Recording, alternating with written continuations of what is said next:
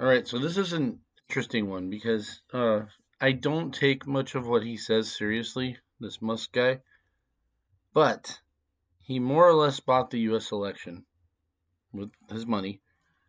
And I don't know if he can contribute to what's going on in Alberta or whatever, but there seems to be a serious movement there. And should they actually gain independence and there won't be those, what do they call them? The payments, equalization payments, um, there would be a big problem.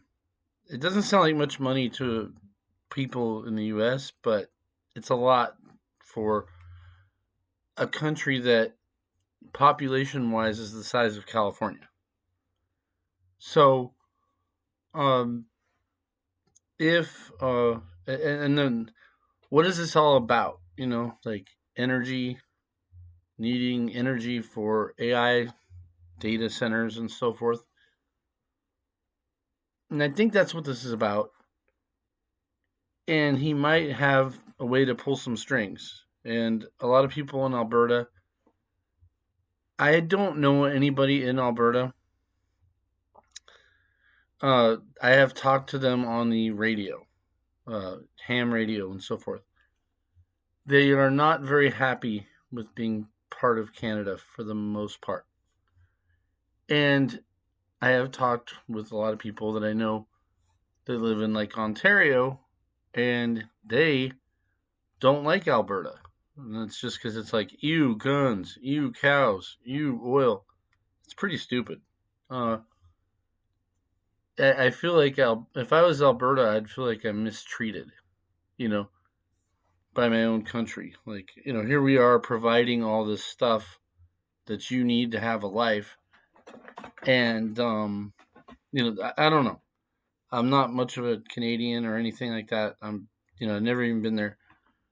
But I do notice a thing here going on where I can see why Albertans would be like, hey, why are we even in this country? You know? And so, um,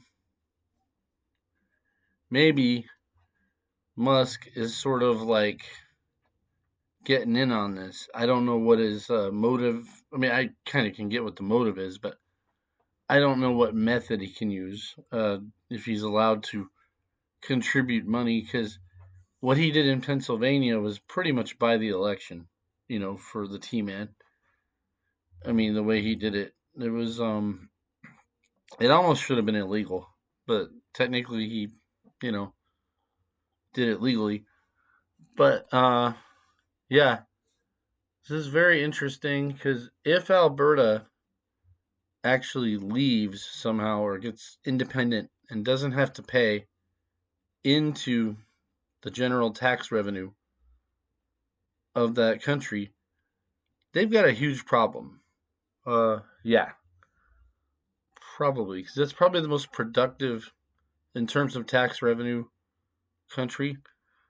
And it's so ironic. I made a video about this. It's so ironic because in the United States, it's the blue states that actually pay all the taxes, or not all the taxes, but most of the taxes, or let's say higher taxes. And the red states tend to get more government assistance.